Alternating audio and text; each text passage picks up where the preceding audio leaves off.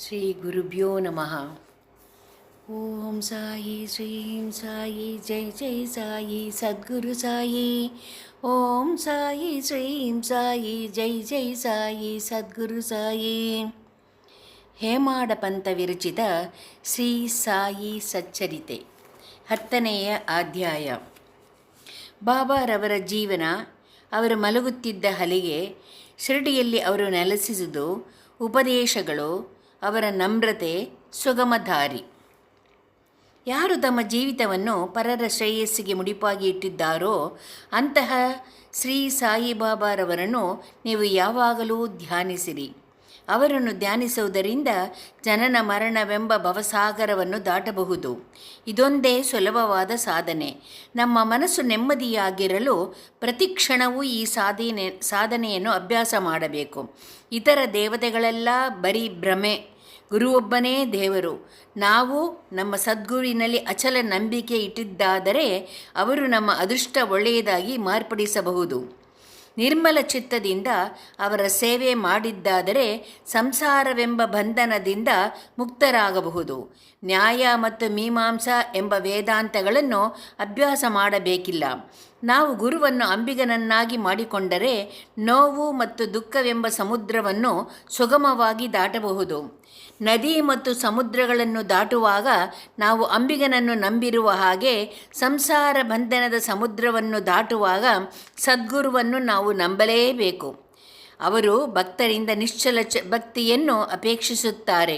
ಅವರು ಜ್ಞಾನ ಮತ್ತು ಅಪರಿಮಿತವಾದ ಆನಂದವನ್ನು ನಮಗೆ ದೊರಕಿಸುತ್ತಾರೆ. ಬಾಬಾರವರ ಹಾಸಿಗೆ. ಬಾಬಾರವರು ಹೇಗೆ ನಿದ್ರಿಸುತ್ತಿದ್ದರು ಎಂಬುದನ್ನು ನೋಡೋಣ. ಶ್ರೀ ನಾನಾ ಸಾಹೇಬ ಢೇಂಗಳೆಯವರು ಬಾಬಾರವರಿಗೆ ಮಲಗಲೋಸುಗ ಒಂದು ಕಟ್ಟಿಗೆಯ ಹಲಿಗೆ ತಂದಿದ್ದರು. ಅದನ್ನು ನೆಲದ ಮೇಲೆ ಇಟ್ಟು ಮಲಗುವ ಬದಲು ಬಾಬಾರವರು ಚಿಂದಿ ಬಟ್ಟೆಗಳನ್ನು ಹಗ್ಗದಂತೆ ಸುತ್ತಿ ಹಲಿಗೆಯನ್ನು ಮೇಲ್ಛಾವಣಿಯಿಂದ ಎತ್ತರದಲ್ಲಿ ತೂಗು ಹಾಕಿ ಉಯ್ಯಾಲೆಯಂತೆ ಮಾಡಿಕೊಂಡು ಅದರ ಮೇಲೆ ನಿದ್ರಿಸುತ್ತಿದ್ದರು. ಉಯ್ಯಾಲೆ ಹಲಗೆಯ ಭಾರವನ್ನು ತಡೆಯಲಾರದೆ ಕಿತ್ತು ಬೀಳುವ ಹಾಗೆಯೇ ತೋರುತ್ತಿತ್ತು. ಆದರೆ ಬಾಬಾರವರ ಲೀಲೆ ವಿಸ್ಮಯಕಾರಕ. ಹಲಗೆಯ 4 ಮೂಲೆಗಳಲ್ಲಿಯೂ 4 ಪಣತಿಗಳನ್ನು ಹಚ್ಚಿ ಇಡುತ್ತಿದ್ದರು. ಅವರು ಹಲಗೆಯ ಮೇಲೆ ಹೇಗೆ ಹತ್ತಿ ಕುಳಿತಿದ್ದರು, ಹೇಗೆ ಕೆಳಗಿಳಿದು ಬರುತ್ತಿದ್ದರು ಎಂಬುದು ಯಾರಿಗೂ ತಿಳಿದಿರಲಿಲ್ಲ. ಎಷ್ಟೋ ಜನರು ಇದನ್ನು ಪರಿಶೀಲಿಸಲು ಬಂದು ವಿಫಲರಾಗಿದ್ದರು. ಈ ಚಮತ್ಕಾರವನ್ನು ಪರೀಕ್ಷಿಸಲೋಸುಗ ಒಂದು ದಿನ ಮಸೀದಿಯಲ್ಲಿ ಜನ ನೆರೆದರು. ಇದನ್ನು ಕಂಡ ಬಾಬಾರವರು ಉದ್ರಿಕ್ತರಾಗಿ ಹಲಗೆಯನ್ನು ಚೂರು ಮಾಡಿ ಬಿಸುಟಿದರು. ಬಾಬಾ ಅಷ್ಟಸಿದ್ಧಿಗಳನ್ನು ತಮ್ಮ ಹತೋಟಿಯಲ್ಲಿಟ್ಟುಕೊಂಡು ಇದ್ದರು. ಅವರು ಅವುಗಳನ್ನೇನೂ ಅಭ್ಯಾಸ ಮಾಡಿರಲಿಲ್ಲ. ಜನ್ಮತಃ ಅವು ಅವರ ಕರಗತವಾಗಿದ್ದವು. ಸಗುಣ ಬ್ರಹ್ಮ. ಬಾಬಾರವರು ಸಾಮಾನ್ಯ ಮನುಷ್ಯರಂತೆ ಕಂಡುಬಂದರೂ ಅವರು ಪ್ರತಿಯೊಬ್ಬರ ಆತ್ಮದಲ್ಲಿಯೂ ವಾಸವಾಗಿದ್ದರು. ಬಾಹ್ಯದಲ್ಲಿ ಜನರ ಯೋಗಕ್ಷೇಮವನ್ನೇ ಚಿಂತಿಸುತ್ತಿದ್ದರು.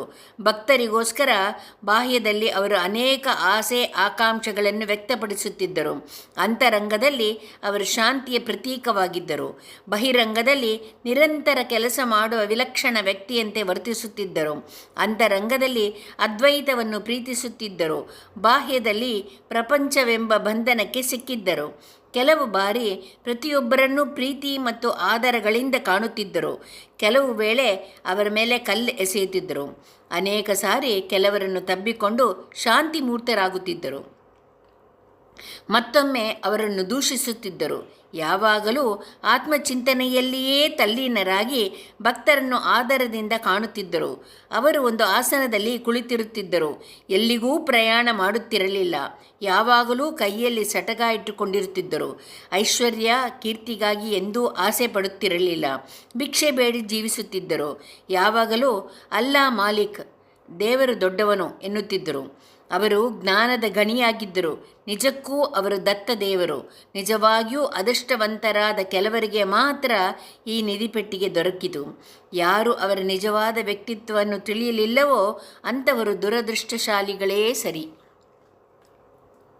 ಶಿರಡಿಯಲ್ಲಿ ಅವರು ನೆಲೆಸಿದುದು ಅವರ ಜನ್ಮ. ಬಾಬಾರವರ ಮಾತಾಪಿತೃಗಳು ಯಾರು, ಅವರ ನಿಜವಾದ ಜನ್ಮದಿನ ಯಾವುದು ಎಂಬುದು ಯಾರಿಗೂ ತಿಳಿದಿಲ್ಲ. ಆದರೆ ಅವರು ಶಿರ್ಡಿಯಲ್ಲಿ ಬಂದು ನೆಲೆಸಿದ ವರ್ಷದ ಆಧಾರದ ಮೇಲೆ ಅವುಗಳನ್ನು ಅಂದಾಜಾಗಿ ನಿರ್ಧರಿಸಬಹುದು. ಬಾಬಾರವರು ತಮ್ಮ ಸುಮಾರು 16ನೇ ವಯಸ್ಸಿನಲ್ಲಿ ಮೊದಲು ಶಿರ್ಡಿಯಲ್ಲಿ ಕಾಣಿಸಿಕೊಂಡರು. ಅಂದಿನಿಂದ ಅವರು 3 ವರ್ಷಗಳವರೆಗೆ ಶಿರ್ಡಿಯಲ್ಲಿಯೇ ಇದ್ದರು. ಕೆಲವು ಕಾಲ ಕಣ್ಮರೆಯಾಗಿದ್ದರು. ನಂತರ ಅವರು ಚಾಂದ್ ಪಾಟೀಲರ ಮದುವೆಯ ದಿಬ್ಬಣದ ಜೊತೆಯಲ್ಲಿ ಮತ್ತೊಮ್ಮೆ ಶಿರ್ಡಿಗೆ ಬಂದರು. ಆಗ ಅವರಿಗೆ ಸುಮಾರು 20 ವರ್ಷ ವಯಸ್ಸಿರಬಹುದು. ಅಂದಿನಿಂದ ಅವರು 60 ವರ್ಷಗಳವರೆಗೆ ಶಿರ್ಡಿಯಲ್ಲಿ ನೆಲೆಸಿದ್ದರು. ಬಾಬಾ 1918ರಲ್ಲಿ ಸಮಾಧಿ ಹೊಂದಿದರು. ಇದರಿಂದ ಬಾಬಾರು ಸುಮಾರು 1838ರಲ್ಲಿ ಜನಿಸಿದರು ಎಂದು ನಾವು ಹೇಳಬಹುದು. ಬಾಬಾರವರ ಉಪದೇಶಗಳು. 17ನೇ ಶತಮಾನದಲ್ಲಿ ಬಾಳಿ ಬದುಕಿದ ಸಂತ ರಾಮದಾಸರು ಗೋವು ಮತ್ತು ಬ್ರಾಹ್ಮಣರನ್ನು ಯುವನರ ದೌರ್ಜನ್ಯದಿಂದ ಪಾರು ಮಾಡಿ ಜೀವನದ ಗುರಿಯನ್ನು ಸಾಧಿಸಿದರು. ನಂತರ ಮುಂದಿನ 2 ಶತಮಾನಗಳಲ್ಲಿ ಹಿಂದೂ ಮತ್ತು ಮುಸ್ಲಿಂ ಜಾತಿಯ ಕಲಹಗಳು ಪುನಃ ತಲೆ ಎತ್ತಿದವು. ಇವುಗಳನ್ನು ನಿರ್ಮೂಲ ಮಾಡಲು ಬಾಬಾರವರು ಜನ್ಮ ತಾಳಿದರು. ಶ್ರೀರಾಮ ರಹೀಮ ಇಬ್ಬರೂ ಒಂದೇ ಎಂದು ಬಾಬಾ ಯಾವಾಗಲೂ ಉಪದೇಶಿಸುತ್ತಿದ್ದರು. ಅವರಲ್ಲಿ ಸ್ವಲ್ಪವಾದರೂ ವ್ಯತ್ಯಾಸವಿರಲಿಲ್ಲ. ವಿನಾಕಾರಣ ಭಕ್ತರು ಏಕೆ ಕಲಹ ಮಾಡಬೇಕು ಬಾಬಾ ಎಂದು ಕೇಳುತ್ತಿದ್ದರು. ಜಾತಿ ಭೇದವೇಕೆ? ಎಲ್ಲ ಧರ್ಮಗಳೂ ಒಂದೇ ಎಂದು ಒಗ್ಗಟ್ಟಾಗಿರಿ. ರಾಷ್ಟ್ರದ ಐಕ್ಯಮತವನ್ನು ಸಾಧಿಸಿರಿ. ತಾರತಮ್ಯ ಮಾಡಿ ವಾದಿಸುವುದರಿಂದ ಫಲವೇನು? ನಿಮ್ಮ ಯೋಗಕ್ಷೇಮ ನೋಡಿಕೊಳ್ಳಿರಿ. ದೇವರು ನಿಮ್ಮನ್ನು ಕಾಪಾಡುತ್ತಾನೆ. ಯೋಗ, ಯಾಗ, ತಪಸ್ಸು ಮತ್ತು ಜ್ಞಾನ ಇವು ಪರಮಾತ್ಮನನ್ನು ಸೇರುವ ಸಾಧನಗಳು. ಇವುಗಳಲ್ಲಿ ಯಾವುದಾದರೂ ಒಂದನ್ನು ನೀವು ಸಾಧಿಸದಿದ್ದರೆ ನಿಮ್ಮ ಜನ್ಮ ನಿಸ್ಸಾರ್ಥಕ. ಯಾರಾದರೂ ನಿಮಗೆ ಅಹಿತ ಮಾಡಿದರೆ ತಿರುಗಿ ಅಹಿತ ಮಾಡಲು ಹೋಗಬೇಡಿ. ಬೇರೆಯವರಿಗೆ ಏನಾದರೂ ನಿಮಗೆ ಮಾಡಬೇಕು ಎಂದು ಅನಿಸಿದರೆ ಒಳ್ಳೆಯದನ್ನು ಮಾಡಿ ಎಂದು ಸಾಯಿಬಾಬಾ ಅನ್ನುತ್ತಿದ್ದರು. ಸಂಕ್ಷಿಪ್ತವಾಗಿ ಇದು ಬಾಬಾ ಅವರ ಉಪದೇಶ. ಅದು ಭೌತಿಕ ಮತ್ತು ಆಧ್ಯಾತ್ಮಿಕ ವಿಷಯಗಳಲ್ಲಿ ನಮಗೆ ಸಹಾಯ ಎಸಗುತ್ತದೆ. ಸದ್ಗುರು ಸಾಯಿಬಾಬಾ. ಗುರುಗಳು ಅನೇಕರಿದ್ದಾರೆ. ಕೆಲವರು ತಂಬೂರಿ ತಾಳಗಳನ್ನು ಹಿಡಿದುಕೊಂಡು ತಮ್ಮ ಆಧ್ಯಾತ್ಮಿಕತೆಯನ್ನು ತೋರ್ಪಡಿಸುತ್ತಾ ಮನೆ ಮನೆಗೂ ಅಲೆಯುತ್ತಾರೆ. ತಮ್ಮ ಶಿಷ್ಯರಿಗೆ ಮಂತ್ರಗಳನ್ನು ಉಪದೇಶಿಸಿ ಅವರಿಂದ ದ್ರವ್ಯವನ್ನು ಸುಲಿಗೆ ಮಾಡುತ್ತಾರೆ. ಧರ್ಮ ಮತ್ತು ಮತ ಬೋಧಕರೆಂದು ಹೇಳಿಕೊಂಡು ಅವರು ಸ್ವತಃ ನೀತಿ ಬಾಹಿರರು, ಅಧರ್ಮಿಗಳು ಆಗಿರುವ ಎಷ್ಟು ಜನರಿಲ್ಲ. ಆದರೆ ಬಾಬಾರವರಲ್ಲಿ ಇಂಥ ಡಂಬಾಚಾರವಿರಲಿಲ್ಲ. ತಮ್ಮ ಭಕ್ತರಲ್ಲಿ ಅವರಿಗೆ ಅಪರಿಮಿತವಾದ ಪ್ರೀತಿ ಇದ್ದಿತು. ಗುರುಗಳಲ್ಲಿ 2 ವಿಧ, ನಿಯತ್ ಮತ್ತು ಅನಿಯತ್. ಮೊದಲನೆಯವರು ತಮ್ಮ ಉಪದೇಶಗಳಿಂದ ನಮ್ಮಲ್ಲಿ ಒಳ್ಳೆಯ ಗುಣಗಳನ್ನು ಉಂಟು ಮಾಡಿ ನಮ್ಮ ಆತ್ಮವನ್ನು ಶುದ್ಧಿ ಮಾಡಿ ಮುಕ್ತಿ ಮಾರ್ಗದ ಪಥದಲ್ಲಿ ಕೊಂಡೊಯ್ಯುತ್ತಾರೆ. ಎರಡನೆಯವರು ನಮ್ಮಲ್ಲ ಕಲಹ ಮತ್ತು ಭೇದ ಭಾವ ಹುಟ್ಟುವಂತೆ ಮಾಡುತ್ತಾರೆ. ಆದರೆ ಯಾವ ಗುರುವು ನಮ್ಮ ಆತ್ಮವನ್ನು ನಮ್ಮಲ್ಲಿ ದೃಢಪಡಿಸಬಲ್ಲನೋ, ಯಾವ ಗುರುವು ಸಂಸಾರ ಸಾಗರದಿಂದ ನಮ್ಮನ್ನು ದಾಟಿಸಬಲ್ಲನೋ ಅವನೇ ಸದ್ಗುರು.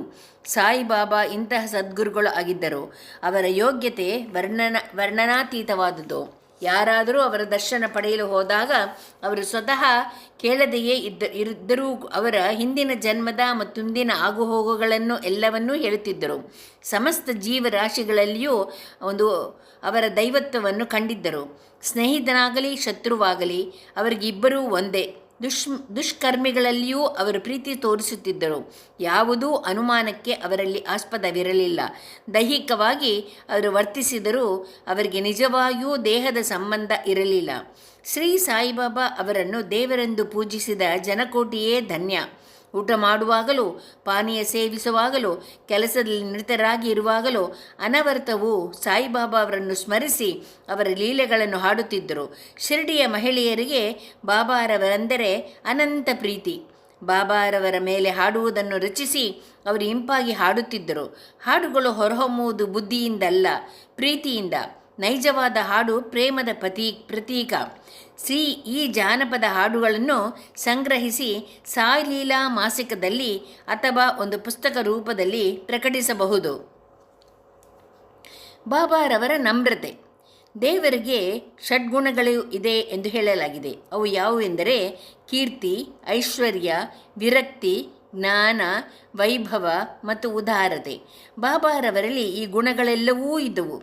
ಭಕ್ತರಿಗೋಸ್ಕರ ಬಾಬಾ ಅವತಾರ ತಾಳಿದರು. ಭಕ್ತರನ್ನು ತಮ್ಮೆಡೆಗೆ ಆಕರ್ಷಿಸಿದ ಅವರ ಅದ್ವಿತೀಯ ಪ್ರೇಮ ಮತ್ತು ದಯೆ ಅತ್ಯಾಶ್ಚರ್ಯಕರವಾದುದಾಗಿದೆ. ವಾಗ್ದೇವಿಯೂ ಸಹ ಉಚ್ಚರಿಸಲಾಗದಂಥ ಮಾತುಗಳನ್ನು ಬಾಬಾ ತಮ್ಮ ಭಕ್ತರಿಗೋಸ್ಕರ ಉಚ್ಚರಿಸುತ್ತಿದ್ದರು. ಬಾಬಾ ಒಂದು ಸಾರಿ ಈ ರೀತಿ ಹೇಳಿದರು: ನಾನು ನಿಮಗೆ ಋಣಿ. ನಿಮ್ಮ ದರ್ಶನದಿಂದ ನಾನು ತೃಪ್ತನಾಗಿದ್ದೇನೆ. ನಿಮ್ಮ ಪಾದಗಳನ್ನು ನೋಡಿ ನಾನು ಧನ್ಯನಾದೆ. ಇದೆಂತಹ ನಮ್ರತೆ!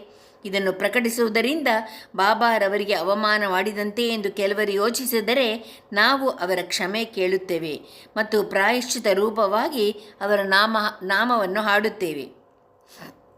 ಬಾಬಾ ಅವರು ಲೌಕಿಕದಲ್ಲಿ ಎಲ್ಲರಂತೆ ಆಸೆ ಆಕಾಂಕ್ಷೆಗಳನ್ನು ಇಟ್ಟುಕೊಂಡಿದ್ದರೂ ಸಹ ಅವರಲ್ಲಿ ಅಭಿರುಚಿ ಇರಲಿಲ್ಲ.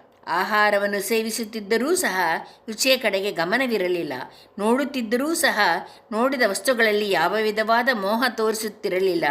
ಶ್ರೀರಾಮ ಭಕ್ತ ಹನುಮನಂತೆ ಅವರು ಆಜನ್ಮ ಬ್ರಹ್ಮಚಾರಿಯಾಗಿದ್ದರು. ಯಾವುದರಲ್ಲಿಯೂ ಸಂಪರ್ಕವಿಟ್ಟುಕೊಂಡಿರಲಿಲ್ಲ. ಶುದ್ಧ ಸ್ಮೃತಿ ಉಳ್ಳವರಾಗಿ ಅವರು ಕರುಣಾಮಯಿಗಳು ಮತ್ತು ನಿಸ್ವಾರ್ಥಿಗಳೂ ಆಗಿದ್ದರು. ಇದನ್ನು ಪ್ರತಿಪಾದಿಸುವ ಉದಾಹರಣೆ ಈ ರೀತಿ ಇದೆ.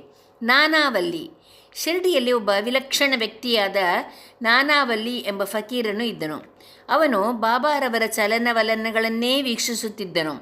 ಒಂದು ದಿನ ಅವನು ಬಾಬಾರವರಿಗೆ ಬಂದು, ನಿಮ್ಮ ಆಸನವನ್ನು ಬಿಟ್ಟೇಳಿರಿ, ನಾನು ಅಲ್ಲಿ ಕುಳಿತುಕೊಳ್ಳುತ್ತೇನೆ ಎಂದನು.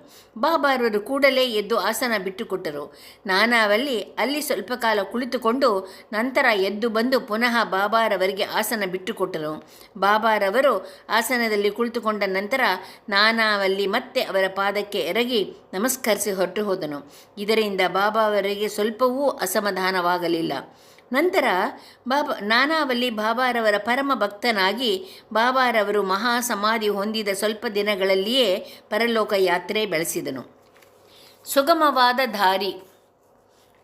ಸಾಧು ಸಂತರ ಕಥೆಗಳನ್ನು ಕೇಳುವುದು ಮತ್ತು ಅವರ ಜೊತೆಯಲ್ಲಿ ವಾಸ ಮಾಡುವುದು.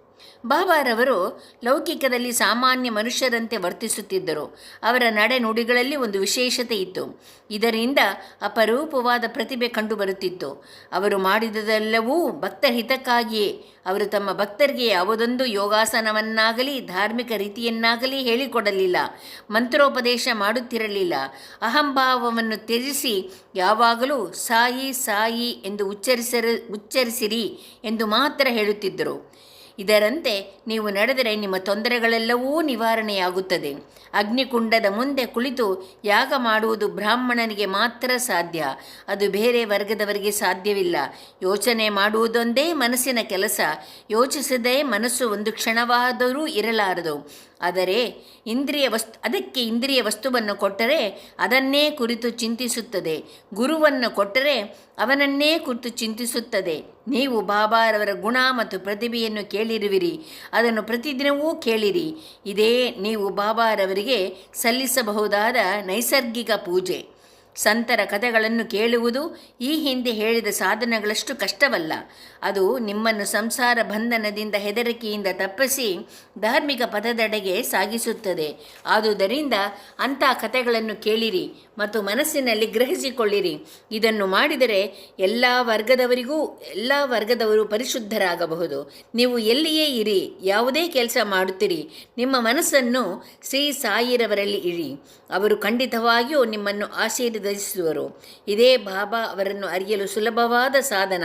ಎಲ್ಲರೂ ಇದನ್ನು ಅಭ್ಯಾಸ ಮಾಡಲಾರರು. ಕಾರಣ ಭಗವಂತನ ದಯೆ ಇಲ್ಲದೆ ನಮಗೆ ಸಂತರ ಕಥೆಗಳನ್ನು ಕೇಳುವ ಮನಸ್ಸು ಬರುವುದಿಲ್ಲ. ಅವರ ಕಥೆಗಳನ್ನು ಕೇಳಿದರೆ ಅವರೊಡನೆ ಇದ್ದಂತೆಯೇ. ಸಂತರೊಡನೆ ಇರುವುದು ಬಹು ಮುಖ್ಯವಾದದ್ದು. ಅದು ನಿಮ್ಮ ದೇಹ ಸ್ಮೃತಿಯನ್ನು ತಪ್ಪಿಸಿ ಅಹಂಭಾವವನ್ನು ತೆಗೆದೊಗೆದು ಜನನ ಮರಣಗಳಿಂದ ನಮ್ಮನ್ನು ವಿಮುಕ್ತ ಮಾಡಿ ಹೃದಯದ ಎಲ್ಲ ಗಂಟುಗಳನ್ನು ಬಿಡಿಸಿ ಶುದ್ಧ ಚೈತನ್ಯನಾದ ಆ ವಾಸುದೇವನಲ್ಲಿಗೆ ನಿಮ್ಮನ್ನು ಕರೆದೊಯ್ಯುತ್ತದೆ. ಇದು ಇಂದ್ರಿಯ ವಸ್ತುಗಳಲ್ಲಿ ವಿರಕ್ತಿ ಹುಟ್ಟಿಸಿ ನಿಸ್ವಾರ್ಥಿಗಳನ್ನಾಗಿ ಮಾಡಿ ಧಾರ್ಮಿಕ ಪಥದೆಡೆಗೆ ಸಾಗಿಸುತ್ತದೆ. ಪೂಜೆ, ಭಕ್ತಿ ಅಥವಾ ಅವರ ನಾಮಸ್ಮರಣೆ ಎಂಬ ಸಾಧನಗಳು ನಿಮಗೆ ಸಾಧ್ಯವಾಗದಿದ್ದರೆ